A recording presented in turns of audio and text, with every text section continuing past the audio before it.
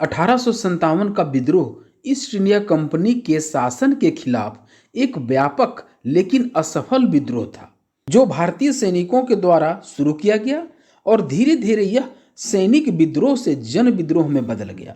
जनता की भागीदारी भी इस विद्रोह ने हासिल कर लिया, लेकिन हम इस विद्रोह में असफल हो गए, विद्रोह में हार गए। इनके हार के कारणों को हम जानेंगे। पहले आप चैनल को सब्सक्राइब करें।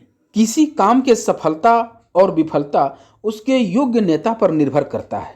अगर नेतृत्वकर्ता ही कमजोर हो तो सफलता की संभावना कम हो जाती है।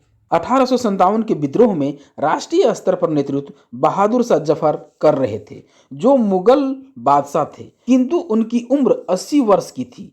वो एक योग्य सेनापति साबित नहीं हो सके। क्षेत्रीय स्तर पर अपने अपने प्रांतों का नेतृत्व वहां के नवाबों के द्वारा किया गया, जैसे नाना साहब और तात्या तोपे कानपुर से, बेगम हजरत महल लखनऊ से नेतृत्व किया।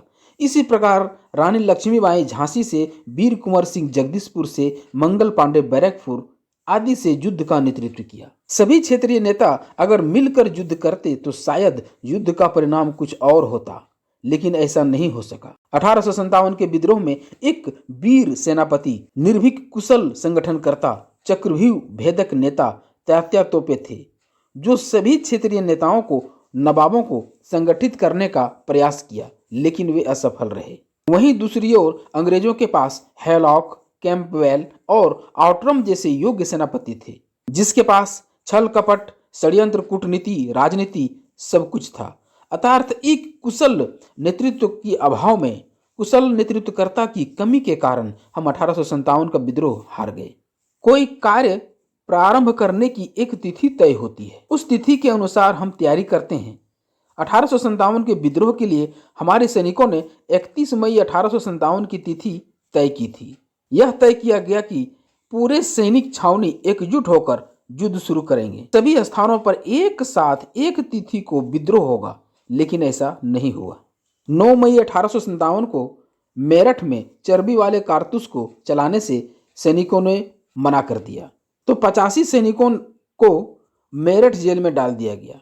बाकी सिपाहियों का सब्र की सीमा टूट गया और 10 मई को युद्ध शुरू कर दिया गया।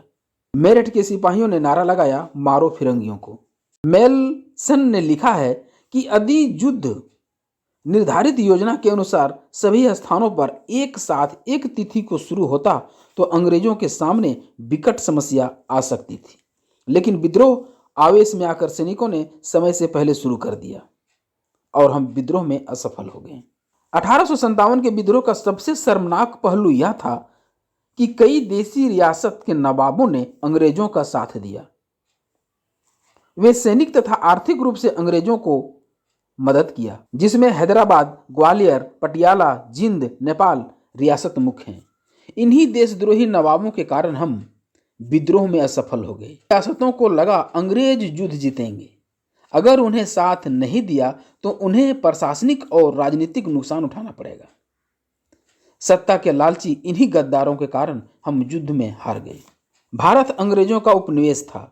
हमारे पास रेल, डाक, तार, परिवहन सभी साधन थे, लेकिन इसका उपयोग अंग्रेजों ने किया क्योंकि वे भारत के शासक थे। हमारे विद्रोही सैनिकों के पास संसाधन, धन, हथियार सभी चीजों की कमी थी। हमारे पास बहादुर देशभक्त सैनिक थे, मगर पारंपरिक हथियार के कारण हम नए आधुनिक हथियार का सामना नहीं कर सके। इसके अलावा और कई कारण थे जो 1857 के विद्रोह के हार का, असफलता का वजह बना, जैसे वैचारिक एकता की कमी, कैनिंग का नेतृत्व, दक्षिण प्रांतों में विद्रोह का अप्रसार। इन्हीं सब कारणों के कारण हम एकता के सूत्र में बंध नहीं सके। पूरे भारत के नवाब एकजुट होकर के राष्ट्रीय स्तर पर विद्रोह नहीं कर सके और 1857 के विद्रोह में हमें असफलता मिली।